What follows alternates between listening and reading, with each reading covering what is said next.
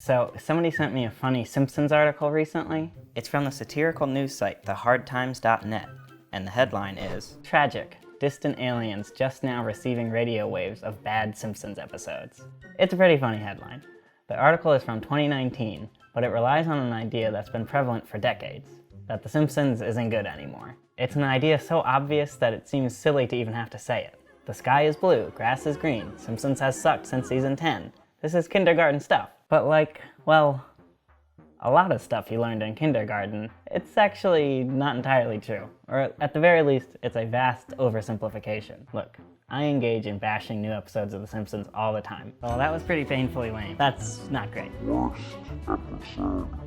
But I do it from, a place of love. And I think the knee-jerk hatred of new Simpsons episodes from a lot of the internet can, kind of suck. Because I think a lot of people haven't actually sat down and watched a new episode of the show in years, probably. And if you're one of those people, this video is for you. A treatise on why criticism of modern Simpsons is a little overblown, and why you should give the new episodes another shot. Part 1. The criticism isn't new. Given how beloved the first decade of the show has become, you might be surprised to learn that that hasn't always been the case. Fans have been saying that The Simpsons jumped the shark since the earliest years of the series, and you can look back at old 90s internet archives of fans' reactions to classic episodes. Like, for instance, Cape Fear, an episode universally considered one of the greatest of all time. Used to be, this was a funny show. Boy, did that rake sequence suck. That's right, some people thought the show stopped being good back in season 5. Others pinpoint the show's decline even earlier. Another beloved episode, Camp Krusty, in season 4, inspired this unfavorable review. I wondered if I would ever pan a show. Well, I need wonder no longer. It was often predictable and drawn out. Or how about the fan favorite, Treehouse of Horror 5? The Shinning did not stand up on its own. Time and Punishment was mediocre.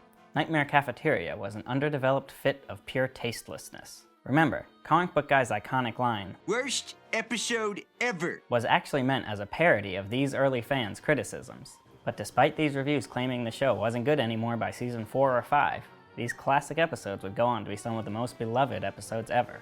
So the Simpsons writers kinda have good reason to be quick to dismiss criticism of the show today. Fans were saying the exact same thing back in the classic years, and time proved them wrong. Okay. So, maybe it's hard for fans to appreciate some episodes when they first come out, episodes that they'll ultimately look back upon fondly. That's exactly what's beginning to happen with episodes from seasons 11 and 12. These seasons, which were produced under head writer Mike Scully, were once the most hated years of the show ever. And while plenty of fans still don't like these seasons, some of even the most hated episodes are slowly being reappraised. That horse better win, or we're taking a trip to the glue factory, and he won't get to come. For me, this one, I did not like at the time. I think I've come to like it more watching it now. This is one of the most hated episodes, and I feel like upon this 2020 rewatch, I don't think it's amazing, but I was laughing throughout. But regardless of how you feel about the Scully seasons of the show, the series has evolved a lot in the years since. Part 2. The show has become hit or miss. Some new episodes really do suck, but some are great. If you were still watching the show by season 17, you probably gave up around that time, because frankly, the late teen years of the show were, in my opinion, the actual worst the series has ever produced. However, around the time the series switched to HD in season 20, the show seemed to be injected with a new energy, and we started seeing more and more really good episodes. Oh. But oddly enough, we also started seeing some really fucking terrible episodes. The show became much more hit or miss. It became more experimental in the HD years, which means the highs are a lot higher, but the lows are a lot lower. You could see a fantastic, hilarious episode one week, and an episode so frickin' terrible you want to pull your hair out the next week. So while there are certainly plenty of stinkers, the past decade of the show has produced a lot of really excellent, underappreciated half hours. And in the last few years in particular, they've really hit a resurgence, and the hits are more frequent than the misses. But lots of fans wouldn't know about that because, Part 3. The criticism is often uninformed. The show's current head writer, Al Jean, said this in an interview with AV Club. The one form of criticism that I can't take anything from is when people go, "Oh, that show sucks, I haven't watched it in years." Because then I go, well, if you haven't seen it, how do you know it sucks? I kinda agree with Al Jean here. A lot of criticism of the show seems to be from fans who don't actually watch it anymore. For instance, take a look at this meme. The point of the meme is, well, old episodes good, new episodes bad. That old episodes were rich and dense and emotionally complex, and the new ones are lame and shallow. But the trouble is, nearly everything about this meme is incorrect. Homer's Odyssey is not some beloved classic episode that all Simpsons episodes should aspire to be like.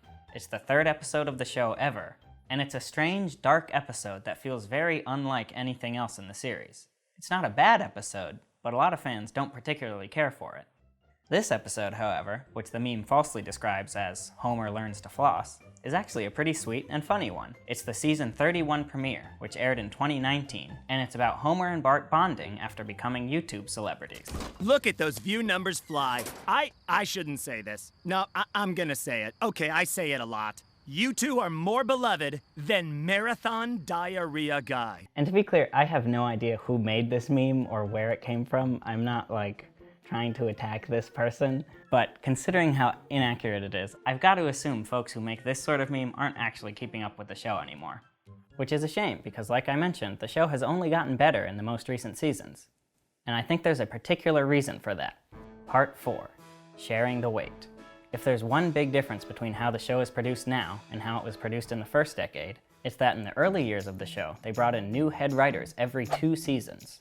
Doing it that way allowed the show to evolve as the new head writer would bring a new style, and no one head writer would be overburdened with the stress of doing the job for years on end. However, after Mike Scully served as head writer for seasons 9 and 10, he stayed on as head writer for another 2 seasons after that, seasons that were widely panned at the time. So then, when Al Jean returned as head writer in season 13, something rare happened. Fans actually started saying the new episodes were getting better. It seems the classic era strategy of changing out the showrunner every so often was actually helping the show stay fresh. However, this honeymoon didn't last long. Rather than give Al Jean a break and have another writer take over 2 years later, Jean has stayed on as showrunner, meaning he's been in charge of the show for more than half of its existence. And while no full-time showrunner has been brought in to relieve Jean, he has been given some backup.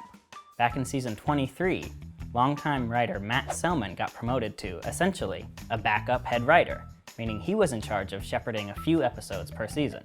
And just like when Jean took over for Mike Scully, adding Selman to the mix has really revitalized the show. Now, this doesn't solve the issue of the fact that every single Simpsons head writer has been a white dude, but that's an issue for another time. At the very least, both the cast and the writer's room have gotten a little bit more diverse in recent years. So, if anything, that's actually an improvement over the classic years. Part 5. What does it all mean for The Simpsons? So everything I've been discussing has been stuff surrounding the show. The writers, the critics, the memes. So what does all this mean for the stars of the show themselves, the Simpsons family?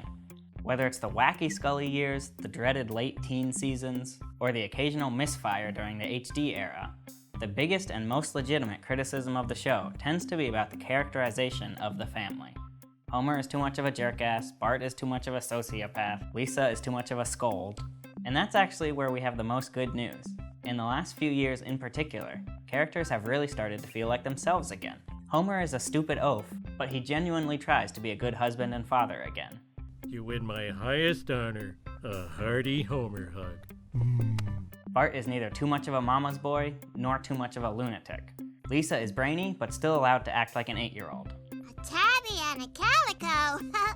I wouldn't want to be that ribbon. Marge is the loving matriarch, but is allowed to have a little fun. And Maggie is, well, Maggie. Even as I hop on camera to criticize later Simpsons episodes, which I will certainly continue to do, I still hope that these videos can be an indication that the show is still doing some interesting, funny things, even as it stretches into its 30s. So, I hope the aliens that are just now receiving post-season 10 episodes of The Simpsons are willing to take the good with the bad and give new episodes a fair shake. So, if you're a former Simpsons fan who hasn't watched the show in years, here are some suggestions for great episodes you could check out. The Food Wife, Gone Maggie Gone. The Town, Thanksgiving of Horror. Gone Boy, The Squirt and the Whale. The Day the Earth Stood Cool. Steal This Episode. Working Mom. Barthood, The Saga of Carl. Mad About the Toy. Bart the Bad Guy. Livin' La Pura Vida. Holidays of Future Past, and Halloween of Horror.